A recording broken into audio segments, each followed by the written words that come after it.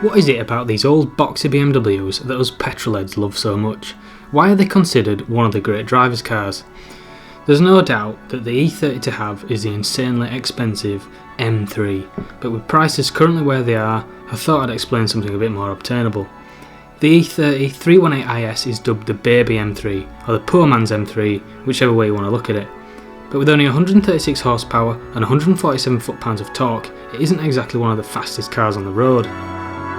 Team that though with unhindered rear-wheel drive, a tall ratio limit slip differential and only 1,125 kilograms, it makes for quite a fun car to blast about in. The 318IS's M42 dual overhead cam straight 4 is 454 kilograms lighter over the front wheels than its 6-cylinder big brother the 325, making what is already a well-balanced car feel like a go-kart. The 318IS was built for 1 year in 1990 and was BMW's answer to the Golf GTI.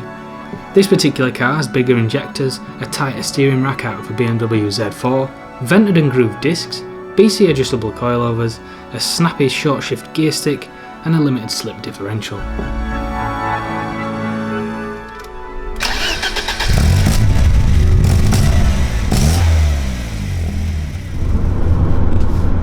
Initial thoughts then, 318IS, you can see why people love this car. I mean, it's just proper analogue driving. Feels like a little go-kart, but with like loads of glass in it. You can see everything, you're low to the floor, you can feel where the road is, you can feel where everything is, it feels planted, properly well balanced. Nice little snappy gear shift in it, this one.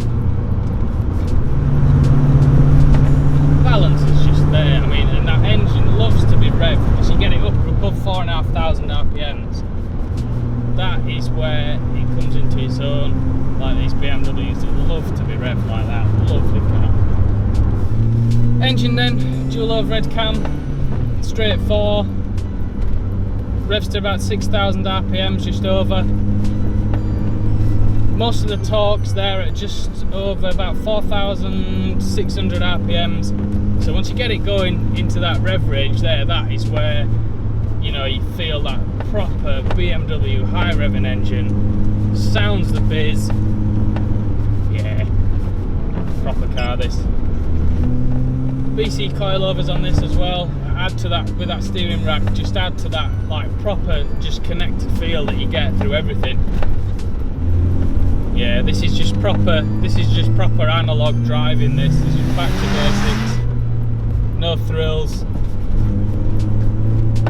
There's just that right amount of slip as well with that diff. It's a bit long. It's quite a tall diff, so it's quite long, makes it quite long geared. Give you an idea, probably do about 90 and 4th on the motorway, which is that's quite a tall ratio really. You can still get those back wheels spinning though, if that's what you want from it.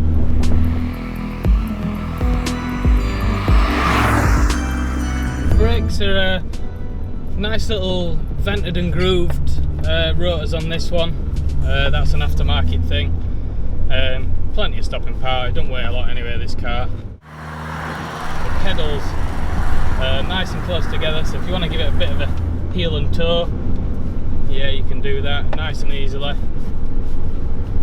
Gearbox has a nice little short throw on it. Usually these E30s have a really long throw. Again, that's one of the things that people don't really like too much about them. But whoever's had this has put a nice little short shift in it. Proper snappy little mechanical shift. Just what you'd want in a car like this. Chassis then, 1,125 kilograms, that's it, that's not a lot. And it feels rear drive as well, like it's, you know, if you do dip it into a corner a bit too fast, you can feel like a back end just starting to break away a little bit. But with that slip diff, it gives you a good sense of where it is. Could you use this car every day then?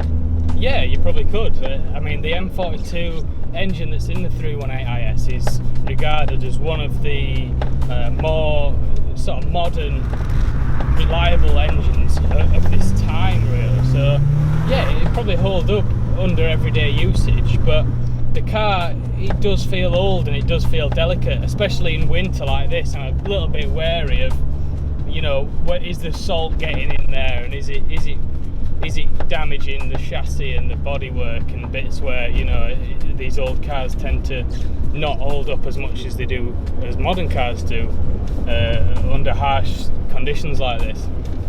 So yeah, you could use it every day, definitely.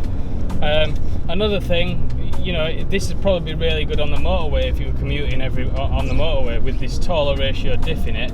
You know, it'll quite happily cruise along the motorway at motorway speeds and above, really.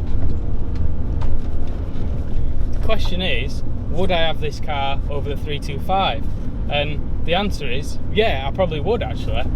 The only reason I'd go with a 325 over this car, the 318, is if I was, you know, going to be taking it to a track all the time and actually using that extra power.